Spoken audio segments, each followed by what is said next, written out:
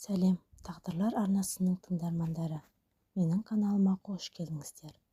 Маған тіркеліп лайк басуды ұмытпаңыздар. Мен Көкшетау өңірінің қызымын. Үйде 2 қыз және жалғыз ініміз бар. Әпкем менен 6 жас үлкен.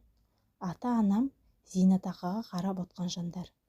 Әпкем мектеп бітірген соң оқуға түсе алмай, облыс орталығына жұмысқа тұрды. Жұмысы сатушы. Кейіннен Қарағанды жаққа тұрмысқа шықты. Ал мен болсам оқуымды бітіріп, Көкшетау қаласына жоғарғы оқу орнына студент болып қабылдандым. Әпкем Қарлыға, жездемен мінездері келіспей, 2 жылдан соң ажырасып қайтып келді. Жездем жаман жан емес сияқты еді. Бірақ әпкеме бір жақпай-ақ қойды. Үнемі көңілі толмай есі шықты. Ақыры бір баласын жетектеп ауылға қайтып келді. Ата-анам іштей көңілдері түссе де үнсіз қабылдады. Ұлын бауырларына басты. Әпкем ұлын ата-анамның қамқорлығына тастап, Көкшетау қаласына кетті. Ол кезде мен 2-ші курсқа аяқ басқан кезім еді. Көкшетаудағы тағы бір шағын дүкенге сатушы болып кірді. Мен жатақханада, ол қыздармен пәтер жалдап тұрды. Анда-санда пәтеріне де барып тұрдым. Қасында өзі сияқты тұрмыста болған қыздармен тұрады екен. Әңгімелері жарасып, кафеге барып қыдырғыш болып кеткендей.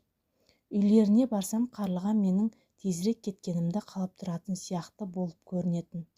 Үнемі қолыма ақша мен азық-түлікті ұстатып, сау бол деп шығарып салуға асық еді.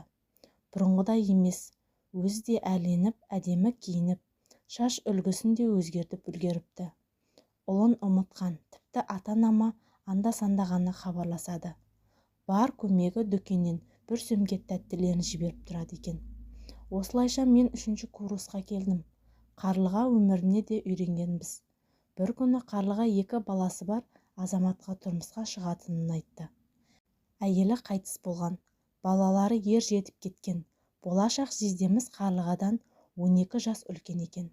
Әпкемнің 2-ші рет отбасы құру бақытына ие болғанына іштей қуанып жүрдім. Енді мен жатақханадан шығып, Қарлыға әпкемнің қолында тұратын болдым. Әпкем дүниеге бір ұлды әкелді. Үй жайы бар, жездеміз де жайлы адам. Өзімен өзі жұмысына барады. Теледидардан қарап, анда-санда ақырын ғана әңгімесін айтып отыра беретін. Балалар да ер жеткен, ақылды, артық жас отбасын мазаламайды. Жездеміз вахталық жұмысқа істейді. Айына 1 рет Астана қаласына жұмысқа кетеді. 10 күннен соң қайтып келеді. Мен өз бақытымды кездестіріп тұрмысқа да шықтым. Қазір Көкшетау қаласында ата-енеммен бірге тұрам. Енем көп сөйлей бермейтін сабырлы жан.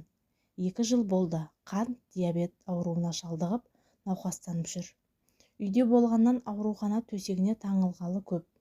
Ал атам болса зейнетақы шыққан мекемеде бір күзет болып жұмыс істейді. Үлкен жер үйімізде бар. Күйеуім банк саласында жұмыс істейді. Өзім 2 баламен үйде отырамын. Мені мазалайтын соңғы кезде үлкен проблема бар. Ол Қарлыға әпкем мен менің қайнатамның ара қатынастары. Ел біле ме, білмей ме, мен ашықта анықта білем десем де болады. Бірнеше рет көзімде жеткен. Енем ауруханада жатқан кезде Қарлыға әпкем де біздің үйге әр нәрсені сылтауратқыш болып келеді. Жездем вахталық жұмысына кеткенде атам сол үйдің құтты қонағы, үйге де қонбай қалады. Қайда болатынын сестем де білмегенсіп жүремін.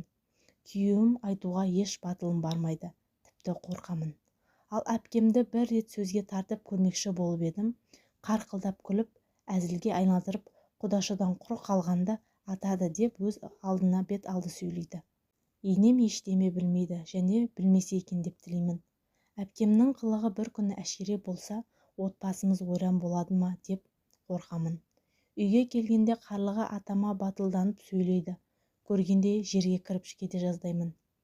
Бар жоқтысын киіп, түлкі құсап, бұраңдап, шолжаңдап, құтты мода көрсетуге келгендей сылқылдап үйде сағаттап отырып алатынын қайтерсіз. Туған әпкем қылығын ата-анама да айтуға батылым жетпейді. Тіпті бір ағайындардың тойына менің атама жабыс билігенін көргенде жер болдым. Жездемді адам құрлы көрмейді, жасқанбайды да. Арасында өтірік күліп алдай салғанын көргенде өз әпкем қылығынан жеркеніп те кетемін.